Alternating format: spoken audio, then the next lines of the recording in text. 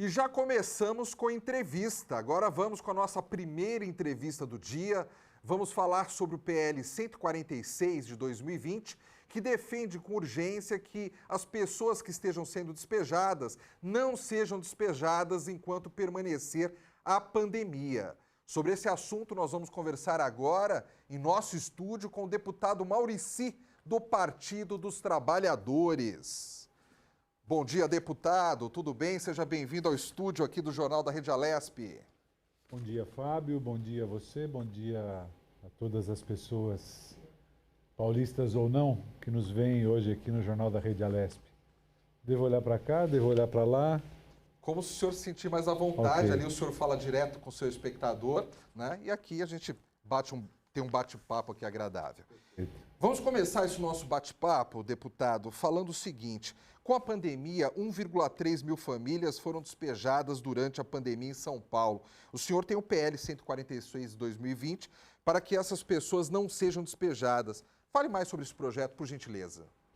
Bom, esse projeto ele vem estabelecer um padrão civilizatório para se enfrentar uma situação pandêmica como essa que nós enfrentamos no Brasil hoje, com padrões civilizatórios adequados. O que eu quero dizer com isso? É um profundo contrassenso você fazer valer mais a propriedade privada do que o direito à moradia sempre, mas principalmente num momento como esse. Esse projeto quer suspender a execução de reintegração de posse e de despejo durante a pandemia. Lembrando que os números que eu tenho, eles não estão comigo aqui hoje, agora, Fábio, mas eu tenho números que dizem que no Brasil são 200 mil famílias sujeitas a uma ocorrência dessa natureza. É muita gente. E 40 mil famílias ameaçadas diretamente, ou seja, com a faca aqui no pescoço. Ora, fazer isso já é uma crueldade em qualquer momento, principalmente no momento de pandemia. Essas pessoas vão para a rua.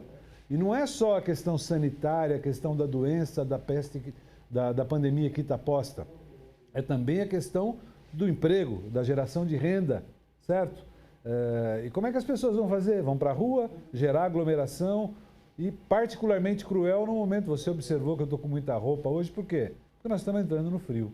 E o frio aqui em São Paulo, aquele frio molhado, úmido, é cruel. Botar as pessoas na rua nesse momento é crueldade ao extremo. Ou seja, neste momento que a gente atravessa uma crise sanitária aí sem precedentes, nós, embora tenham baixado os números aí de mortes, mas ainda temos mais de 2 mil óbitos por dia no país, né? E, como o senhor falou, chegando aí a época de inverno, quer dizer, não faz o sentido. É por isso que o senhor quer que, nesse momento, isso vire lei para que seja impedido que essas pessoas parem na rua e sofram ainda mais do que já estão sofrendo, né, deputado? Então, Fábio, originalmente quem traz essa temática com a preocupação de que ela se transforme em lei foi a deputada Alessi Brandão. A deputada Alessi Brandão, pela sua origem, pela sua trajetória, pelo destaque que ela conseguiu no mundo da cultura, no mundo das artes, ela traz para esse problema um peso ainda maior. Ela joga sobre essa questão uma luminosidade ainda maior para que ela possa ser vista, para que o despejo dessas famílias, a reintegração de posse que possibilita ou que ocasiona essas pessoas serem atiradas na rua num momento como esse, seja retirado da invisibilidade. Eu acompanho, junto com o Dr. Jorge do Carmo, a deputada Alessi Brandão nessa iniciativa. Estamos discutindo agora aqui também de ter uma outra iniciativa que é de proibir também os cortes de água e de energia elétrica enquanto isso perdure. Aí vem do outro lado, Fábio, um argumento que é o argumento, mas e as pessoas que vivem só do aluguel daquela casa? Bom, primeiro, isso não é regra. Isso é exceção, correto? Quando se fala em reintegração de posse, por exemplo, nós estamos falando de grandes áreas. Isso não dá sobrevida direta a ninguém. Segundo, nós não estamos falando de sobrepor o direito à habitação, embora, se isso fosse possível, no arcabouço legal que a gente tem, eu gostaria de fazer isso. Nós não estamos sobrepondo o direito à moradia, o direito à habitação ou o direito à propriedade. Nós estamos propondo uma suspensão temporária, enquanto dure essa pandemia. E o quanto tempo vai durar essa pandemia? Os instrumentos estão nas mãos do governo, correto? Quanto mais rapidamente o governo puder prover o SUS de vacinas, quanto mais rapidamente as pessoas puderem ser vacinadas, mais rapidamente vai passar esse período mais grave da pandemia. Agora, você tem razão, ainda é muito grave. quase 2.000 pessoas morrendo todo dia. Todas as estruturas hospitalares ainda, algumas já reduziram, baixaram do seu limite máximo de saturação, mas todas estão muito sobrecarregadas. E sempre é o perigo de uma terceira, quarta onda, porque esse vírus é um vírus, como todos eles, mutantes. E como nós estamos tratando muito mal essa pandemia, o tempo permite com que ele se desdobre em N variantes, até que chegue alguma que a gente não tenha mais controle com a tecnologia já desenvolvida e temos que desenvolver outra. Então, urge, é rápido que as pessoas tenham comida na mesa, vacina no braço, Fábio. Deputado, o senhor tocou num outro ponto aí que eu achei bastante interessante. Quer dizer que o senhor também está lutando em relação a quem nesse momento não está conseguindo pagar a sua energia e a sua água. E eu acredito que com desemprego aí acima dos 14% no país, tem muita gente que está passando esse tipo de dificuldade, né, deputado? Exatamente. Nós precisamos ter sensibilidade para isso. Agora, no mundo, num país, numa sociedade capitalista, onde algumas pessoas, onde o bem-estar ou a acumulação de algumas pessoas vale muito mais do que o mal-estar de 1 milhão de muitas e muitas pessoas, para além da sensibilidade, nós precisamos dispor isso em leis, correto? Para que o Estado cumpra o seu dever de proteger a cidadã, o cidadão. Nós estamos hoje, Fábio, num dia emblemático, dia 13 de maio, nos lembra o quê? Lembra o período vergonhoso de 300 anos em que o Brasil admitiu a escravidão, ou seja, onde algumas pessoas se beneficiavam, viviam e viviam bem, não só do suor de outras, mas do suor, do sangue, muitas vezes da vida de outras pessoas. Então, nesse momento, nesse dia, no dia de hoje, é um dia perfeito para a gente se lembrar de que a escravidão, a posse, a propriedade de uma pessoa pela outra acabou. Mas as condições miseráveis de vida que estão submetidos milhões e milhões de brasileiros continuam aí. E nós precisamos ter um olhar para isso. Já que o senhor tocou nesse ponto aí da miserabilidade que infelizmente vem crescendo no país, ontem, né, foi divulgado aí os números do IBGE em relação à inflação dos últimos 12 meses e nós vimos crescimento aí no preço do arroz em 50%, do feijão 40%, carnes em média 40%. Quer dizer, parece que para o trabalhador, cada dia que passa fica mais difícil a vida do trabalhador aqui no Brasil, né, deputado? Pois é, agora, por outro lado, o número de brasileiros na lista dos 100 maiores bilionários da revista Forbes aumentou, certo? Por outro lado, a concentração de renda no país na mão de 5 famílias aumentou. É um contrassenso. Né? Exato. Então, o principal problema que nós vivemos hoje, ele se apresenta como a pandemia. Hoje, ele se apresenta como o fim dos empregos, a diminuta condição de geração de renda que o país tem. Mas, na verdade, a verdadeira face desse maior problema que o país tem é o da desigualdade. É o de um país onde pouquíssimas pessoas têm muito mais do que podem gastar. E muitas têm muito menos do que precisam para viver.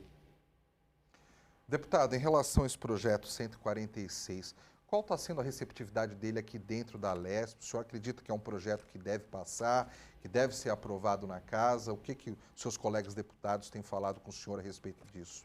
Então, Fábio, o projeto, no seu mérito, ou seja, no que ele pretende atacar, ele foi aprovado pela casa. O que falta? Falta aprovar uma emenda e um destaque, que são questões formais. Mas para que isso seja votado e aprovado, a casa precisa ter quórum. E nesse momento de sessões à distância, né, sessões online, isso não é uma tarefa simples de ter. Então, a Assembleia aprovou o seu mérito, precisa aprovar no seu todo, para que ele ainda seja submetido à sanção do governador.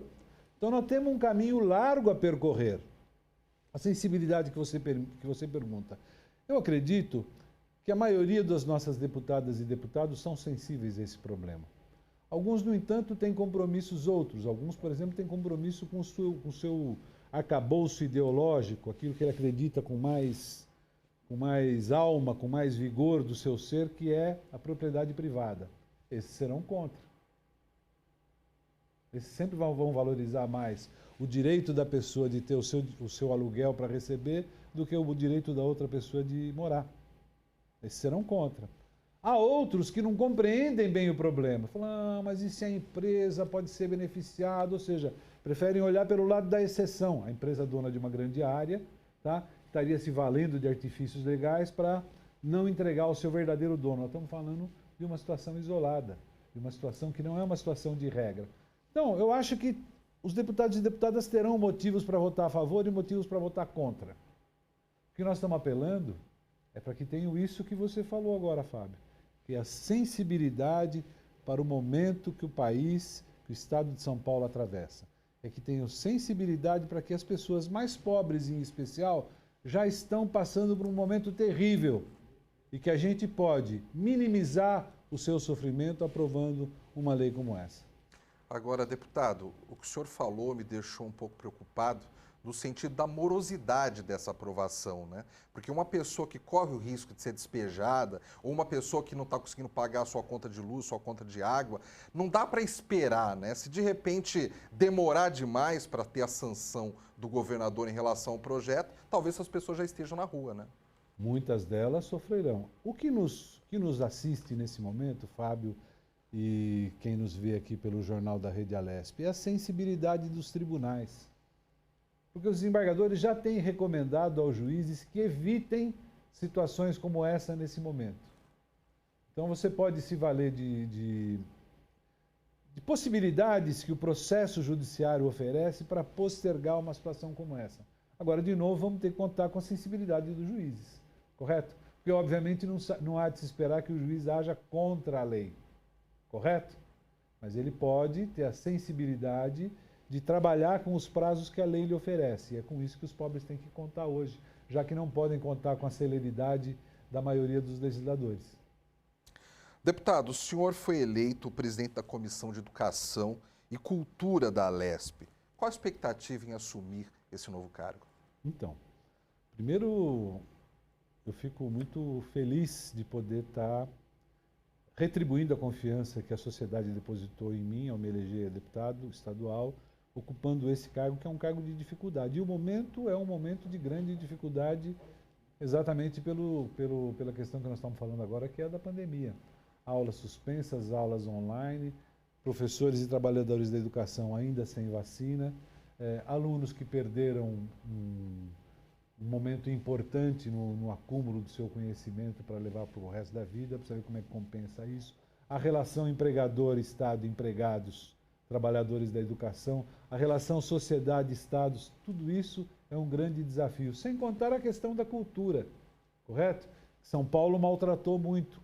São Paulo o governo de São Paulo não só não executou todo o orçamento destinado à cultura no ano passado, como diminuiu os recursos previstos para esse ano e ainda suspendeu o PROAC-CMS. Outros estados, como a Bahia, como o Maranhão, como o Pará, tiveram a sensibilidade de criar auxílios emergenciais para a sua população nesse momento. E esses três, em especial, puderam prever um recorte para o produtor cultural, para o artista sobreviver nesse momento. O estado de São Paulo não teve essa sensibilidade. Ou seja, ao mesmo tempo que nós não conseguimos que essa casa aprovasse de forma cabal, para que possa ser submetido à sanção do governador, um dispositivo legal que evita, durante a pandemia, despejos e reintegração de posse, a casa foi capaz de aprovar um projeto do governador do estado, o como é que é? Bolsa do Povo, que ele mudou de nome, né? Mudou para Bolsa do Povo. Que a rigor não acrescenta R$1 no bolso do trabalhador ou do desempregado ou da desempregada.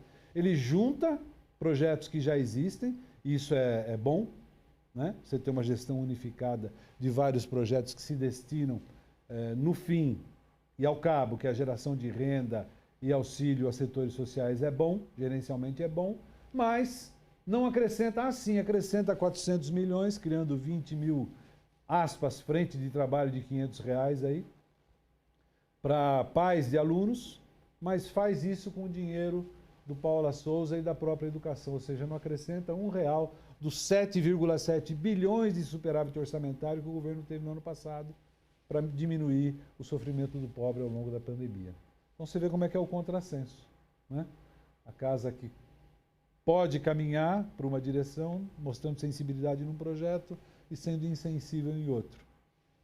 Deputado Maurício, eu quero até particularizar um pouquinho em relação à cultura, né?